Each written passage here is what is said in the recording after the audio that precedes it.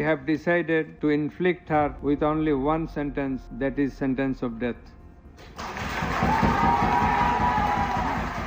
बांग्लादेश में सेंसेशनल और historic development हुई है आज। बांग्लादेश की इंटरनेशनल क्राइम्स ट्राइब्यूनल ने साबिक वज़ीर आज़म शेख हसीना वाजिद को इंसानियत के ख़िलाफ़ जराइम का मुजरिम ठहराया है। क्राइम अगेंस्ट ह्यूमैनिटी की वो मुजरिम ठहराई गई हैं और 5 केसेस में उम्र कैद और सज़ाए मौत हसीना वाजिद को सुना दी गई है। ये अदालती फैसला उस लीडर के ड्रामाई ज़वाल का कानूनी इख्तिताम है, उनका एंड है, जिन्होंने 15 साल से ज़्यादा अरसा बांग्लादेश पर हुकूमत की। गुज़िश्ता साल 15 जुलाई से 5 अगस्त के दरमियान हसीना वाजिद ने हुकूमत मुखालिफ मुजाहिरीन पर क्रैक डाउन का हुक्म दिया था। इसमें सिक्योरिटी फोर्सेस की फायरिंग से दर्जनों स्टूडेंट समेत तकरीबन 1400 लोग मारे गए थे, हज़ारों जख्मी हुए थे।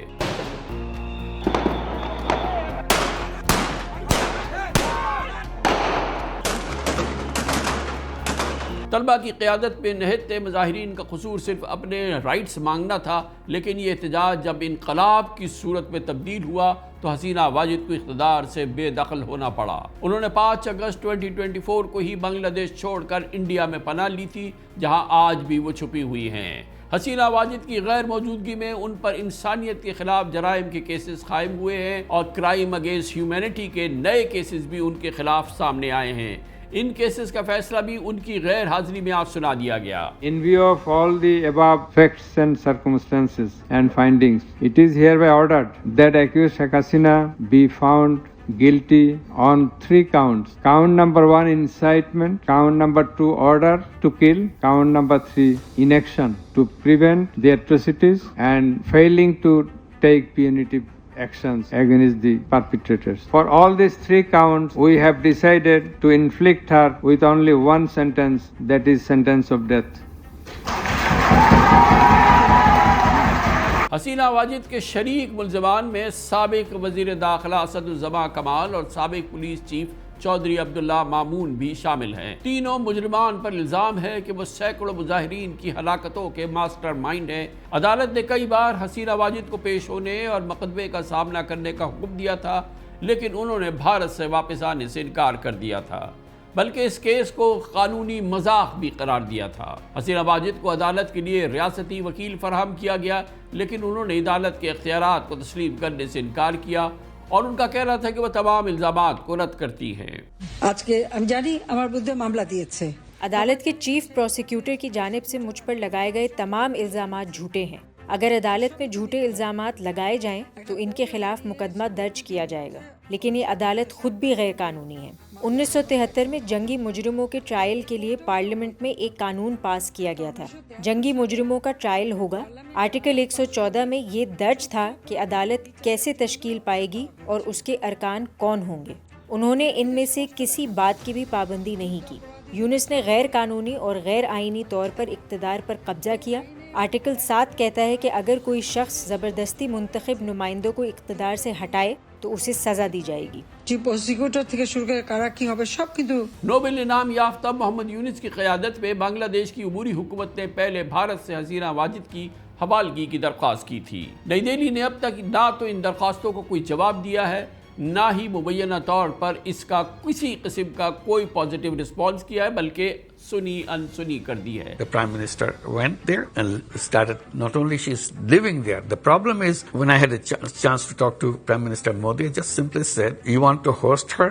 I cannot force you to abandon that policy, but please help us in making sure she doesn't speak to Bangladeshi people the way she is doing. She announces on such and such day, such and such hour she will speak. And the whole Bangladesh get very angry.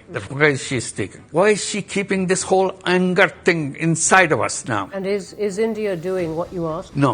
Modi's answer, I quote, he said, it's a social media, we cannot control it. What can you say? It's an explosive situation. You can't just walk away by saying it's a social media. ये भारत की हसीना वाजिद परस्ती या हसीना वाजिद से भारत का लगाव है, जो कि आज सामने आ रहा है, और इसीलिए आज के फैसले के बाद भारतीय मीडिया में ऐसा लगा कि वावेला मच गया।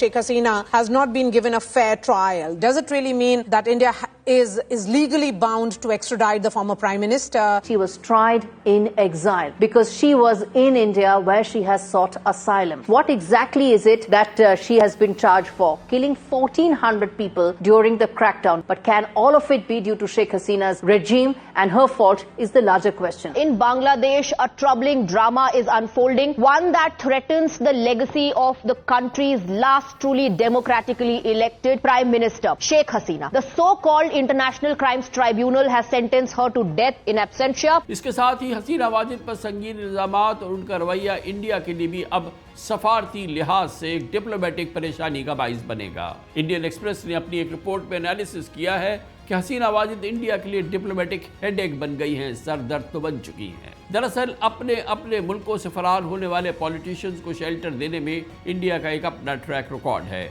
दलाई लामा ने 1959 में चीन से बचकर इंडिया में पनाह ली थी।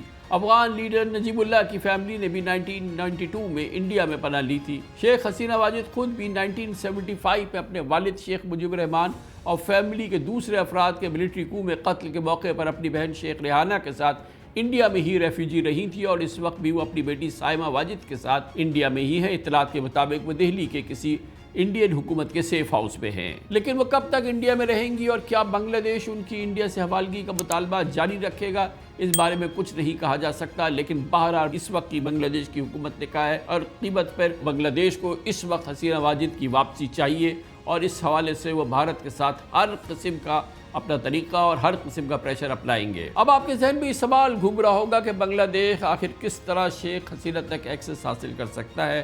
तो इसका जवाब यह है कि 2013 में बांग्लादेश और इंडिया के दरमियान एक्सट्रेडिशन ट्रीटी है, एक बाकायदा एक्सट्रेडिशन ट्रीटी है जो दोनों मुल्कों के फ्यूजिटिव्स और प्रोक्लेम्ड ऑफेंडर्स की रिपैट्रिएशन से मुताल्लिक है। गोया कि एक दोनों मुल्कों के दरमियान एक समझौता एग्रीमेंट मौजूद है। अजीब कोइंसिडेंस है कि ये ट्रीटी शेख हसीना की गवर्नमेंट में ही हुई थी और अब उनके ही खिलाफ इस्तेमाल हो रही है। इस ट्रीटी के मुताबिक जिस क्राइम के लिए एक्सट्रेडिशन की रिक्वेस्ट की गई है वो दोनों मुल्कों में पनिशेबल ऑफेंस होना चाहिए और इसकी सजा कम से कम 1 साल कैद हो। मगर इस एग्रीमेंट का आर्टिकल 6 कुछ एग्जम्पशंस की बात करता है जिनके मुताबिक अगर जुर्म पॉलिटिकल नेचर का हुआ तो दोनों मुल्क ऐसी एक्सट्रेडिशन से इनकार भी कर सकते हैं। लेकिन याद रहे कि इस वक्त शेख हसीना को बांग्लादेश में कत्ल, फोर्स डिसअपीयरेंसेस और जेनोसाइड जैसे हीनियस क्राइम्स में अबेटमेंट जैसे चार्जेस में सजा हुई है।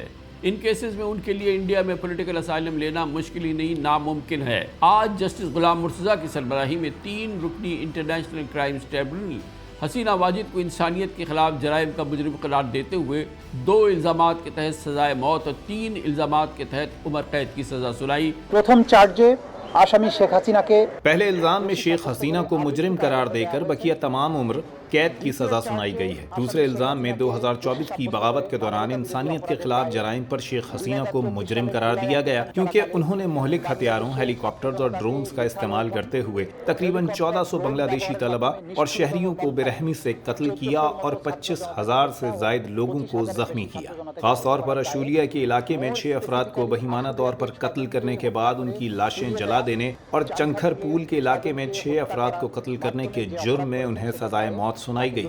अगर 1400 शहीदों के वो खानदान जिन्होंने अपना खून दिया और जानें कुर्बान की कुछ हद तक सुकून महसूस करें तो यही इस मुकदमे का वाहिद हासिल है। हमने आवाम के हक में एक अदालती मामले को कामयाबी से मुकम्मल किया। हमने इस कौम को इस्तिस्ना की सकाफत से आज़ादी दिलाई, यही हमारी कामयाबी है। प्रक्रिया के संपन्न करार माध्यमे इस्तगासा ने ट्राइब्यूनल से तीनों मुजरिमों के असासे जब्त करने और इनसे मुतासरा खानदानों में तकसीम करने का भी मुतालबा किया है। इस समाअत के दौरान जजेस ने रिमार्क्स दिए कि स्टूडेंट से बातचीत के बजाय ताकत से निपटा गया। फैसले में लिखा गया है कि शेख हसीना वाजिद ने मुजाहिरीन पर लीथल वेपन्स इस्तेमाल करने की इजाज़त दी जिसमें ड्रोन्स और हेलीकॉप्टर्स भी शामिल थे। The sentence itself is a joke. My mother is safe in India. What are they going to do to her? This will all get overturned eventually when there is rule of law. Right now there is no rule of law. It's a matter of the future of Bangladesh, whether Bangladesh returns to stability or it becomes a failed Islamic state with terrorists running free. That is the future. So that is what remains to be seen. We are fighting. Our party is still there. We have the largest number of supporters in Bangladesh, and they are not not going to stand for this. عدالتی فیصلے سے پہلے حسینہ واجد نے اپنے حامیوں کے لیے ایک آڈیو پیغام جاری کیا جس میں ان کا دعویٰ تھا کہ ڈاکٹر محمد یونس کی عبوری حکومت عوامی لیگ کو الیکشن میں حصہ لینے سے روک رہی ہے۔ اس سے پہلے اس سال مارچ میں بنگلہ دیش میں ایک آڈیو لیک سامنے آئی تھی جس میں حسینہ واجد کو سیکیورٹی فورسز کو اجازت دیتے سنا جا سکتا تھا کہ مظاہرین کو دیکھتے ہی گولی مارنے کا حکم دے رہی ہیں۔ সবগুলোকে অ্যারেস্ট করতে বলছি রাত্রে, মানে সবাইকে বলা হয়েছে যে যেখান থেকে টিকা পারবো দেখে ফেলবে। Hasina issues an order. Police and security forces are to use lethal force. This leaked recording, which has been verified by BBC Eye, shows her directing the security response.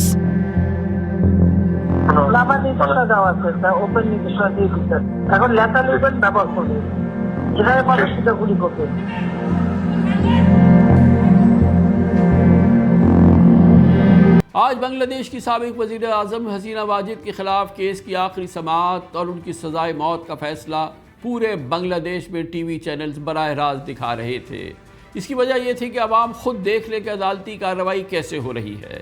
اس تقاضے کے مطابق 8700 زائد صفحات پر مشتمل چارج شیٹ میں evidences, ضبط شدہ دستاویزات اور 2000 سے زائد صفحات پر مشتمل شہیدوں کی فہرست شامل تھی۔ غیر معمولی اتفاق ہے کہ ساؤتھ ایشیا میں پاکستان، انڈیا، بنگلہ دیش، سری لنکا، نیپال، مالڈیوز کے رولرز نے مختلف ایلیگیشنز، کیسز اور سزاؤں کو فیس کیا ہے اور اب بھی کر رہے ہیں۔ شیخ حسینہ واجد پر انسانیت کے خلاف جرائم کے کیسز ثابت ہو چکے ہیں، لیکن کیا ان کی سزا پر عمل درآمد بھی ہوگا یا نہیں؟ اس بارے میں کامنٹ سیکشن میں اپنی رائے ضرور دیجیے۔ بہرحال حسینہ واجد کی سزا ان کے سیاسی کیریئر کو مؤثر طریقے سے ختم کر سکتی ہے، ان کی عوامی لیگ کے سیاسی طاقت کے خاتمے کا سبب بن سکتی ہے۔ دوسری جانب حسینہ واجد کو سزائے موت ڈھاکہ اور نئی دلی کے درمیان جاری طویل تعلقات کی شدید صدمہری میں تبدیل کر چکی ہے، بلکہ کشیدگی میں تبدیل کر سکتی ہے۔ اسی دوران بنگلہ دیش اور پاکستان کے تعلقات میں بہتری کی ایک نئی تاریخ رقم ہو رہی ہے۔ آنن فانن پچھلے ایک سال کے دوران پاکستان اور بنگلہ دیش ایک قریبی دوست کی حیثیت اختیار کر چکے ہیں۔